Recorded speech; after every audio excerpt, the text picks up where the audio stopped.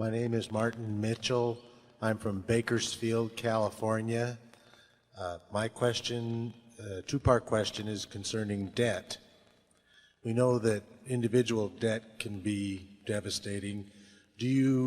Are you concerned that the American consumer is so far in debt as a whole as to be a problem?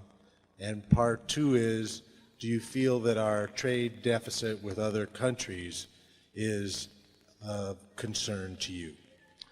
Well, the first question about debt, I think it's very hard to answer about the consumer as a whole. I get letters every day from people who have problems in life, and they revolve. I mean, they're either health or debt, and usually, frequently, the debt is connected with health. But it's been very easy for them to borrow money, and they're in over their heads, and it's all over then. And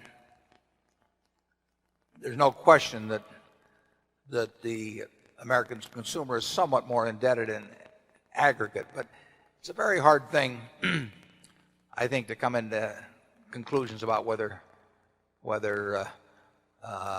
it poses a serious problem. Most people have had assets, directly or indirectly, that have gained in value enormously, particularly in real estate and some in securities. So there's a greater capacity to carry debt as earning power increases and assets held increases.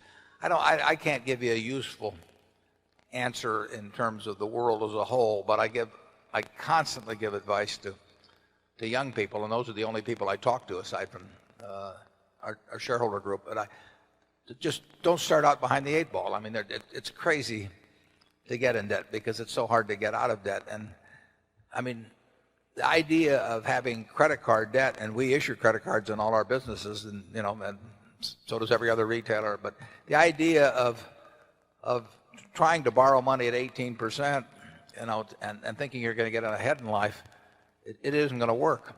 And I urge people to use their credit card, but I urge them to pay it off before it starts revolving, because it's too expensive. Charlie and I can't make money with 18% money. I mean, we're looking around for float because we don't want to pay 5% for money. And so I'm very sympathetic to people get in debt, but once you get in it, it is hell to get out. I mean, Charlie will have a few Ben Franklinisms to quote on that subject. In fact, you want to give a few from Ben now? He'd love to, but I let him into it the wrong way.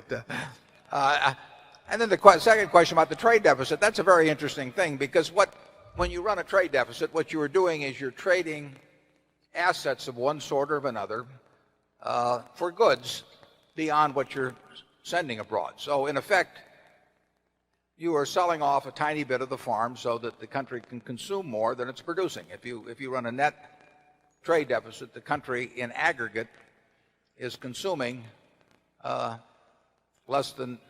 consuming more than it's producing. And if you're a very rich country, you can't even see it, because if you run a trade deficit of a few $100 billion, compared to an economy that may be worth, 40 trillion or something like that, you don't see it. But you're trading off a tiny bit of the farm every year to live a little bit better than if you just lived off the produce of the farm that year. And you can do it with IOUs if you've got a good record. You can't do it with IOUs if you're a country that's got a terrible record. So they have to denominate their debt in dollars, and of course, they don't have the ability to denominate a lot in dollars, and people don't want to accept a weak currency. So a weak country can't get away with doing that unless it's getting special type loans from agencies set up to do that.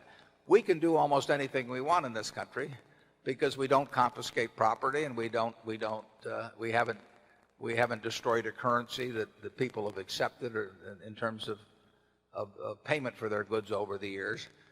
But I basically think a significant trade deficit over a long enough time is a significant minus for the country. You won't see it, though, day by day or week by week or month by month. But eventually, if you trade for trinkets or whatever you're getting beyond what you're sending, and you trade away your assets, fortunately, some of the assets we traded not that many years ago, like movie studios and some of those things, the other people got the short end of the bargain on. But by and large, it's not a good policy for the country to run large trade deficits year after year. Charlie? Well, that's certainly true if what you're trading for is trinkets or consumer goods or something. But of course, a developing country that ran a trade deficit to put in power plants and that might be a very smart thing to do. In fact, the United States once did that. Yeah, we did it with railroads in a huge way, you know. But under modern conditions, do we look like a twosome that would love a big trade deficit? No. It's one thing to build railroads with a process, but it's another thing to buy radios and television sets. I mean, it depends what you're getting. But by and large, we run a trade deficit on consumption goods, and that's not a big plus over time.